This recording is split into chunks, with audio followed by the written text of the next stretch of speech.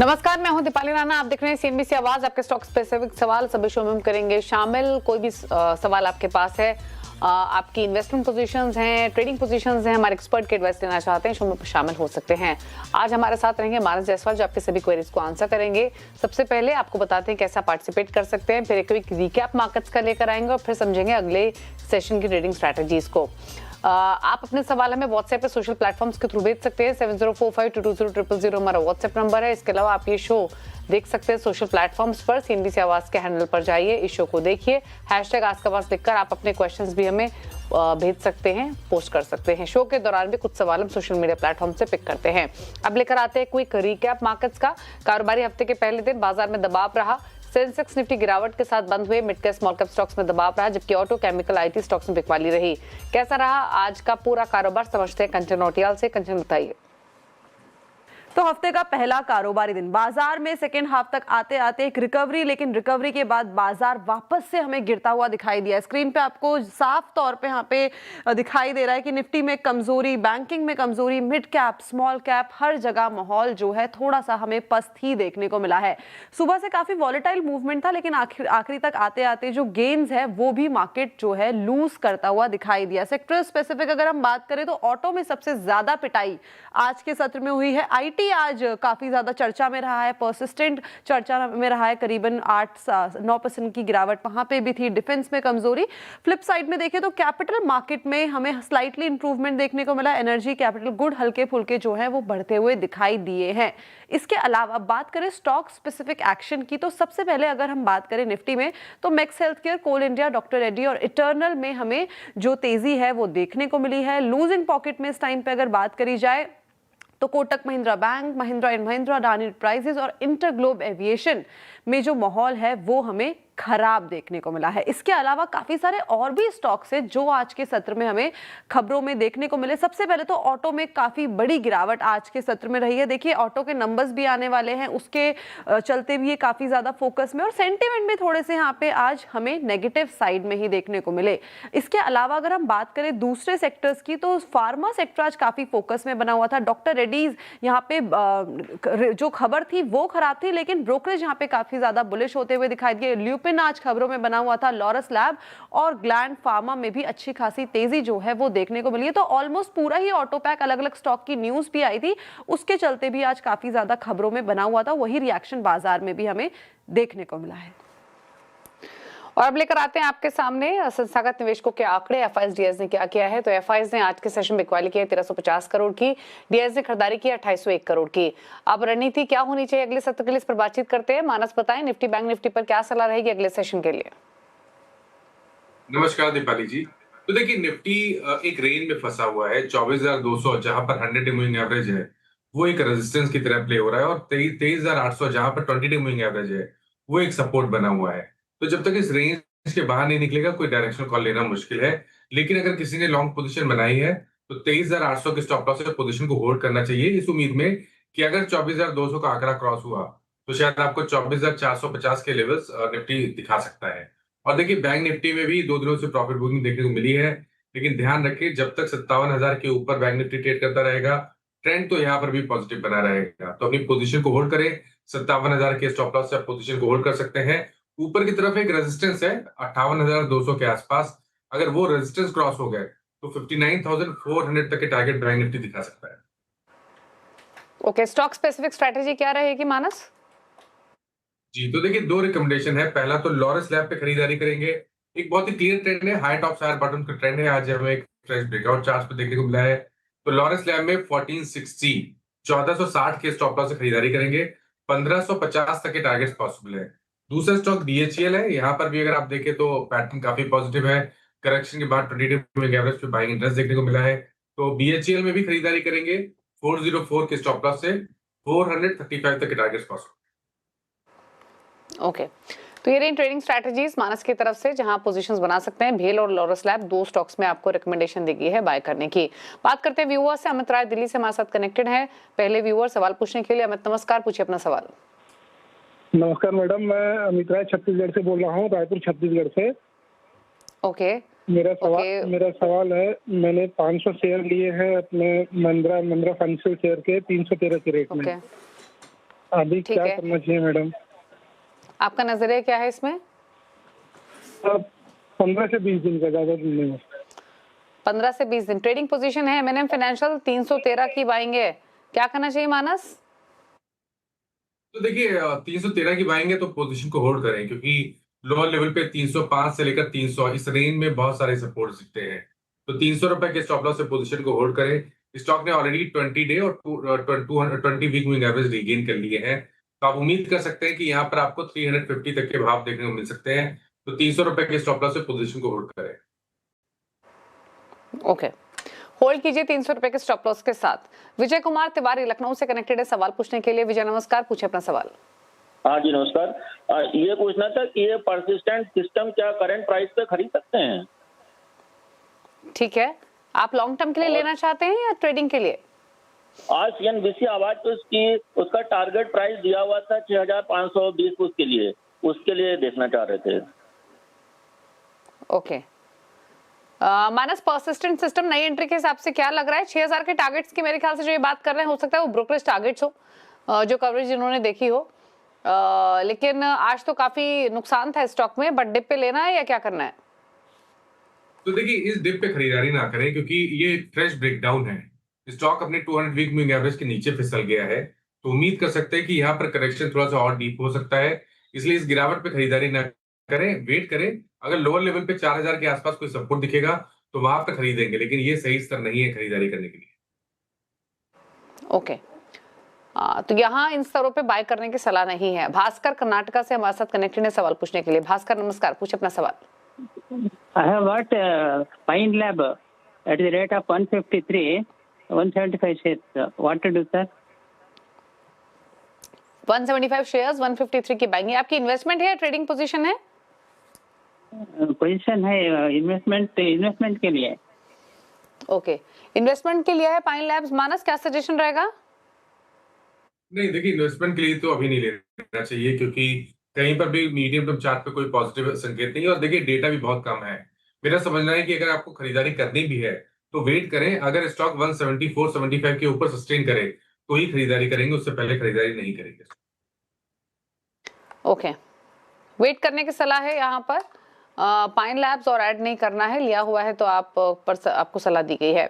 बात करते हैं अब मिंटू सूरी से, बरेली से कनेक्टेड है हमारे साथ। मिंटू नमस्कार, पूछिए अपना सवाल। नमस्कार मैम, मेरे पास बीईएमएल के, हेलो, हाँ जी, बताएं। मेरे पास बीईएमएल के 43 शेयर हैं 1822 रुपए के भाव के जी, और 250 शेयर हैं वेदांता के 287 के भाव के। और आपका नजरिया क्या है दोनों शेयर्स में? दोनों शेयर में नजरिया 3 से 6 महीने का है।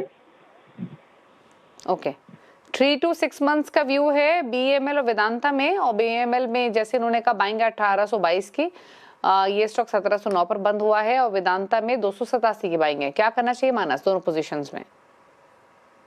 देखिए अभी कुछ मंथ पहले, करीब 4 या 5 मंथ पहले हमने बढ़िया रैली देखी थी बीएमएल में, 1400 से लेकर 2000 तक की। उसके बाद हमने कंसोलिडेशन देखा है। मेरा समझना है कि अगर आपके पास 3 मंथ का समय है तो पोजीशन को होल्ड करें। 1600 रुपए के स्टॉप लॉस से पोजीशन को होल्ड करें। अगर 1800 रुपए के ऊपर निकलेगा तो 2000 2050 तक की रैली स्टॉक दिखा सकता है। वेदांता में भी बने रहने की कोशिश करनी है। देखिए वेदांता करेक्ट हुआ है, 20 वीक मूविंग एवरेज पे स्टॉक ने सपोर्ट लिया है और वहां पर बाइंग इंटरेस्ट देखने को मिला है, जो कि पॉजिटिव संकेत है। अगर आपके पास 3 महीने का समय है तो 260 के स्टॉप लॉस से बने रहिए। 300 रुपए के ऊपर निकलेगा तो वापस अपने रीसेंट हाई जो कि 360 है उसको टच करने की कोशिश करेगा स्टॉक। ओके, तो ये रही सलाह आपके लिए इस स्टॉक पर। अब बात करते हैं सुदर्शन से, चेन्नई से कनेक्टेड है। सुदर्शन नमस्कार, पूछिए अपना सवाल। नमस्कार मैम, मेरे पास ना मैडम आईटीआई के 1500 शेयर है, एवरेज प्राइस है 269.85, मतलब 270 के आसपास। तो इसको ठीक है, मैं 6 महीने तक होल्ड कर सकता हूँ मैम, तो ये कहाँ तक जा सकता है मैम? 6 मंथ्स के लिए रख सकते हैं। लगभग 270 की बाइंग है, 296 पर बंद हुआ तो फिलहाल फायदे में है। बट 6 मंथ्स के पॉइंट ऑफ व्यू से क्या लाइकली टारगेट ये एक्सपेक्ट करें मानस, तो क्या सजेशन स्टॉक पर? देखिए फिलहाल के लिए तो कंसोलिडेशन हो रहा है, कोई ऐसा ट्रेंड नहीं दिख रहा है चार्ट्स पे। लेकिन अगर 325 के आंकड़े को स्टॉक ब्रेक कर लेता है, उसके ऊपर ट्रेड करने लगता है, तो फिर स्टॉक तैयार होगा 400 रुपए के टारगेट के लिए। अभी के लिए पोजीशन को होल्ड करें और 274 के नीचे स्टॉप लॉस लगा लें। ठीक है, तो ये रही सलाह आपके लिए। अब बात करते हैं भगवान से, मुंबई से कनेक्टेड हैं। नमस्कार सर, पूछिए अपना सवाल। यस मानस जी, मेरे पोर्टफोलियो में ये 4 शेयर है जो मेरे को बहुत परेशान किए हुए हैं। एक है 100 शेयर ऑफ हिंदुस्तान जिंक जो मैंने 634 में लिए हुए, और 631 में मैंने KEC इंटरनेशनल लिए हुए हैं, उसमें भी मैं लॉस में जा रहा हूँ। एंड GSFC मैंने 215 में लिए हुए हैं 300 शेयर, और 300 शेयर मैंने इरकॉन इंटरनेशनल में लिए हुए। तो आप जरा एडवाइस कीजिए मैं क्या करूं। ओके, तो इरकॉन में अपना बाइंग प्राइस बताइए प्लीज एक बार। इरकॉन में 180 की बाइंग है इरकॉन में, केस इंटरनेशनल में 631 और हिंदुस्तान जिंक में 634। तो काफी स्टॉक्स हैं, और स्पेशली ये इरकॉन, IRFC ये पोजीशंस तो इनको नुकसान दे रही हैं। माइनस हिंदुस्तान जिंक भी इनके भाव से नीचे ऊपर की बाइंग है। इनफैक्ट क्या करना चाहिए इन सभी शेयर्स में? तो देखिए, आपको स्टॉप लॉस लगा के पोजीशन को होल्ड करना है जहां पर लोअर लेवल पे सपोर्ट है। हिंदुस्तान जिंक के केस में एक बहुत ही स्ट्रांग सपोर्ट है 500 रुपए के आसपास। आपके पास जो पोजीशन है उसको उसमें आप पोजीशन होल्ड करें और 500 रुपए के नीचे स्टॉप लॉस लगा लें। ये ध्यान रखें कि ट्रेंड पॉजिटिव तभी होगा जब स्टॉक अपने 200 डे मूविंग एवरेज के ऊपर निकलेगा, जो कि 560 रुपए है। लेकिन अगर 560 रुपए के ऊपर निकला तो फिर शायद 620 के लिए स्टॉक तैयार हो जाएगा। GSFC की जहां तक बात है, यहाँ पर कंसोलिडेशन है, कोई खास ट्रेंड नहीं है, लेकिन आपने पोजीशन अगर बना ही ली है तो आप 154 के स्टॉप लॉस से पोजीशन को होल्ड कर सकते हैं। ऊपर की तरफ 170 रुपए पे रेजिस्टेंस है, अगर वो रेजिस्टेंस ब्रेक होंगे तो फिर आपको रैली देखने को मिलेगी। इरकॉन में की जहां तक बात है, इरकॉन में मेरा समझना है कि कभी मौका मिले और कोई बाउंस बैक देखने को मिले 140 145 की रेंज में स्टॉक आए, तो वहां पर कोशिश करें अपनी लॉन्ग पोजीशन से निकलने की। फ्रेश खरीदारी 160 रुपए के ऊपर करेंगे। चौथा स्टॉक मैं भूल गया, प्लीज रिपीट कर दीजिए। IRCON, IRFC, Hindustan zinc, KEC international. KEC international, okay. तो देखिए, KEC इंटरनेशनल में भी ट्रेंड निगेटिव है, ध्यान रखें। वीकली चार्ट बहुत खराब लगते हैं, लोअर टॉप लोअर बॉटम्स का ट्रेंड है। और KEC इंटरनेशनल में भी कभी बाउंस बैक मिले 545 560 की रेंज में, तो वहां पर लॉन्ग पोजीशन से निकले। फ्रेश खरीदारी 640 के ऊपर करें। ओके, बात करते हैं आप तेजिंदर से। सवाल पूछने के लिए पंजाब से कनेक्टेड है तेजिंदर। नमस्कार, पूछिए अपना सवाल। नमस्कार मैम, मेरे पास SGBN है 100 share at the rate 120.69 and Trident है 300 शेयर एट द रेट 29.16। ठीक है, तक ये लॉस से बाहर आ जाएंगे, बस यही पता चला। और आपका नजरिया क्या है दोनों शेयर्स में? लॉन्ग टर्म ही है दोनों में।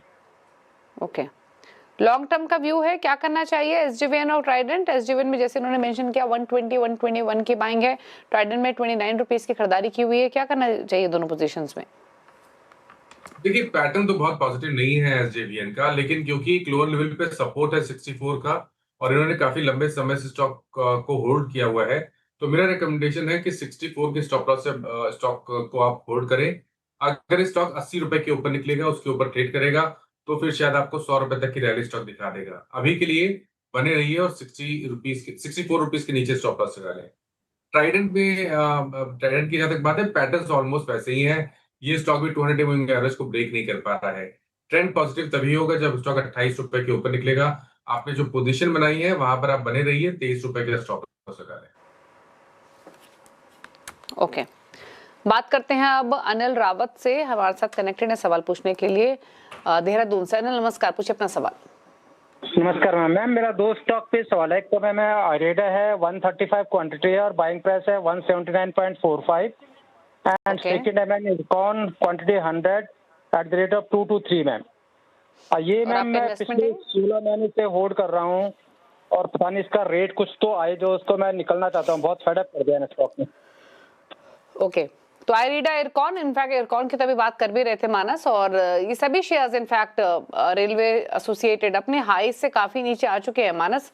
इनकी पोजीशन क्योंकि ऊपर के लेवल्स के, इसलिए डेफिनेटली नुकसान में हो रहा है। तो प्लीज एक तो इरकॉन पे अपनी राय रिपीट कर दीजिए इनके लिए, और आइरिडा में क्या करें, यहाँ पर 223 की बाइंग है।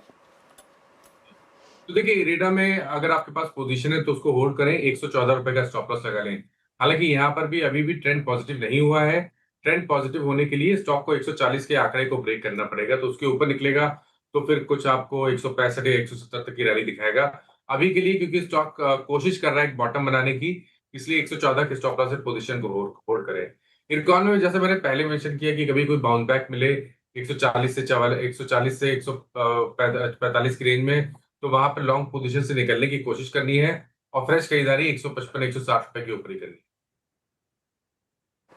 ओके, बात करते हैं अब दर्शन से, वडोदरा से कनेक्टेड है। दर्शन नमस्कार, पूछे अपना सवाल।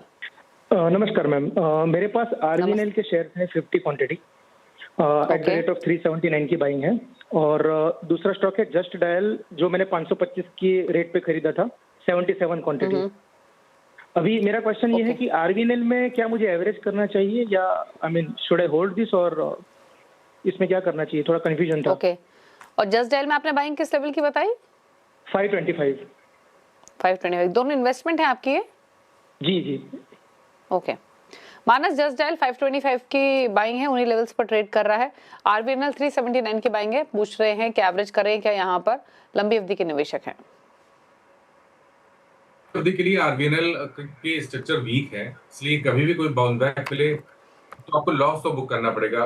हालांकि मेरा समझना है कि स्टॉक शायद 260 270 के आंकड़े को ब्रेक करना स्टॉक के लिए मुश्किल होगा, तो कभी रिकवरी देखने को मिले और स्टॉक 250 260 की रेंज में आए तो वहां पर लॉन्ग पोजीशन से निकल जाए तो बेहतर रहेगा और वापस खरीदारी करें। अगर 300 रुपए के ऊपर निकले तो वापस खरीदारी करें, बट क्योंकि अभी का स्ट्रक्चर निगेटिव है इसलिए उछाल पे निकलने की कोशिश करनी है आरबीएनएल से। जस्ट डायल की साथ बात है, देखिए यहाँ पर लोअर लेवल पे कंसोलिडेशन हो रहा है। पिछले करीब अगर आप देखें तो करीब 8-9 हफ्ते से हम देख रहे हैं कि स्टॉक नीचे की तरफ 500 रुपए के आंकड़े को ब्रेक नहीं कर रहा है। तो अगर आपने जो पोजीशन बनाई है उसमें अगर आप 490 का स्टॉप लॉस लगा सकते हैं तो पोजीशन को होल्ड कर लें। अगर स्टॉक 100 मूविंग एवरेज के ऊपर निकलेगा जो कि 570 के आसपास है तो फिर रैली देखने को मिलेगी और उस केस में 660 तक की रैली स्टॉक दिखा सकता है। अभी के लिए स्टॉप लॉस लगाएं 490 का और पोजीशन को होल्ड करें। ओके, बात करते हैं राजीव से, हमारे साथ यमुनानगर से कनेक्टेड है सवाल पूछने के लिए। राजीव नमस्कार, बताएं अपना सवाल। नमस्कार मैडम, मेरे पास सुबेक्स के शेयर है मैडम, 15,000 क्वांटिटी है और मेरी परचेजिंग है 26 रुपए पर, और मैं पिछले 1 साल से सफर हूँ इस शेयर में मैडम। 26 की बाइंग है, 14 रुपए 15 रुपए का तो नुकसान ही हो रहा है, 11 रुपए का रह गया स्टॉक। मानस नुकसान काफी, सुबेक्स क्या करें? देखिए जब तक 12 रुपए 50 पैसे के लेवल स्टॉक ब्रेक नहीं करता है, उसके ऊपर नहीं सस्टेन होता है, तब तक शायद मुश्किल होगा स्टॉक को कोई बड़े मूव ऊपर की तरफ दिखाने के लिए। ये ध्यान रखें कि अगर 9 रुपए 50 पैसे के नीचे इस बार स्टॉक चला गया तो वापस आपको 7 रुपए तक के प्राइस दिखा देगा, इसलिए इस रेंज को ध्यान में रखें। 9 रुपए 50 पैसे के नीचे स्टॉप लॉस लगा लें। अगर 12.5 रुपए का लेवल ब्रेक होगा तो फिर आपको 17 रुपए तक की रैली स्टॉक दिखाएगा। ओके, तो ये राय रही सुबेक्स पर 11.32 पर फिलहाल ट्रेड करते हुए। मेघा गाजियाबाद से कनेक्टेड है सवाल पूछने के लिए। मेघा नमस्कार, बताएं अपना सवाल।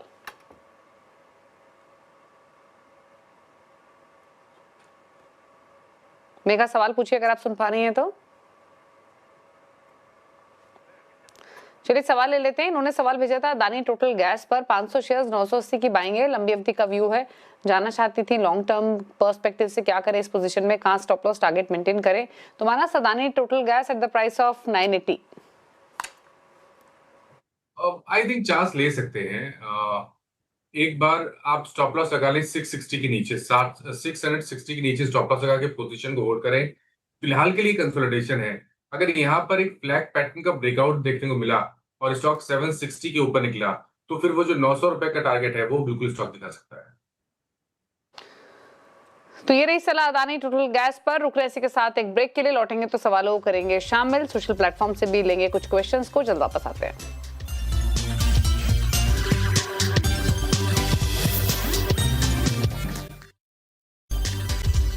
आप देख रहे हैं सीएनबीसी आवाज, मानस हमारे साथ बने हुए हैं, लेते हैं उनसे कुछ और क्वेरीज को। एक सवाल हमें सोशल प्लेटफॉर्म पर बीरेश्वर ने भेजा है। इन्होंने एमसीएक्स का जुलाई सीरीज का कॉल ऑप्शन लिया हुआ है, 3100 का कॉल ऑप्शन 39 रुपीज में लिया हुआ है, 42 के आसपास ये बंद हुआ है, तो जानना चाहते हैं क्या करें इस पोजीशन में, क्या सजेशन रहेगा?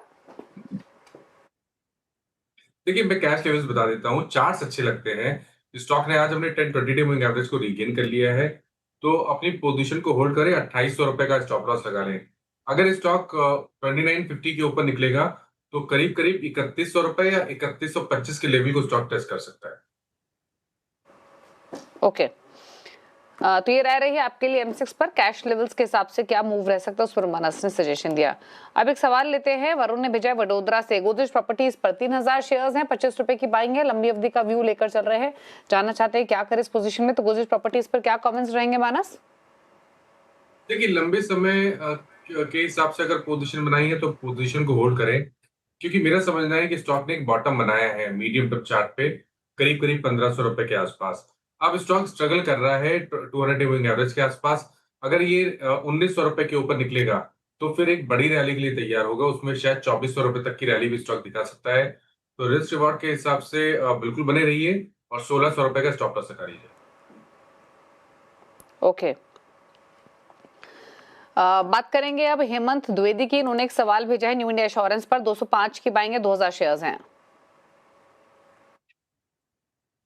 तो देखिए, यहाँ पर भी बने रहने की कोशिश करनी है। ये सही है कि स्टॉक पिछले 4 दिनों में करेक्ट हुआ है, लेकिन ध्यान रखें अभी भी स्टॉक 10-20 डे मूविंग एवरेज के ऊपर ट्रेड कर रहा है। तो 160 रुपए के स्टॉप लॉस से मीडियम टर्म के लिए स्टॉक को में बने रहिए। अगर स्टॉक इस बार 200 रुपए के आंकड़े को ब्रेक करेगा तो शायद 230 या 240 के लेवल्स को टेस्ट कर लेगा।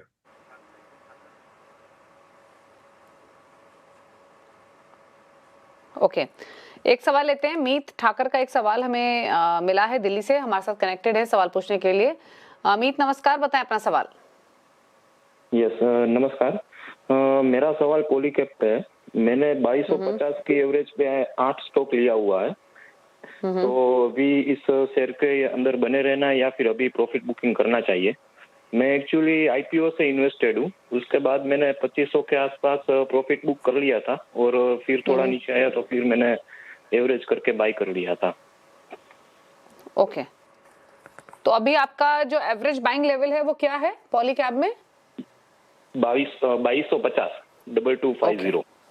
ठीक है, मानस क्या करना चाहिए पॉलीकैब? अट्रैक्टिव इन प्रॉफिट्स इनको फिलहाल हो रहे हैं क्योंकि 9800 के आसपास बंद हुआ और इनका जैसे उन्होंने कहा इन्होंने सेल किया फिर री एंट्री की। फिलहाल जो एवरेज बाइंग है वो 2250 की है पॉलीकैब में।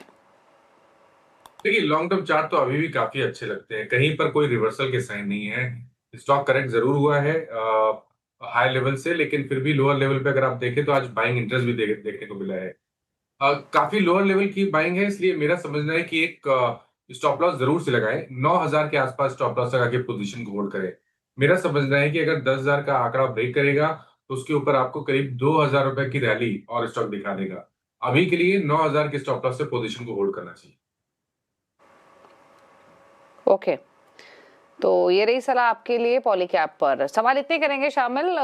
मानस, थैंक यू, आप शो में आए और सभी क्वेरीज को आंसर किया। कोई क्लोजिंग कमेंट? तो देखिए, जिन स्टॉक्स के बारे में बात हुई, किसी भी स्टॉक में मेरा पर्सनल पोजीशन नहीं है, पर इनमें से कुछ स्टॉक ऐसे हैं जो हम लोग अपने क्लाइंट्स को रिकमेंड करते रहते हैं, तो उनके पास उन स्टॉक से पोजीशन हो सकती है। शुक्रिया आपका शो में आने के लिए और सभी क्वेरीज को आंसर करने के लिए। इसी के साथ एक ब्रेक के उस पर भी खबरें जारी हैं। नमस्कार।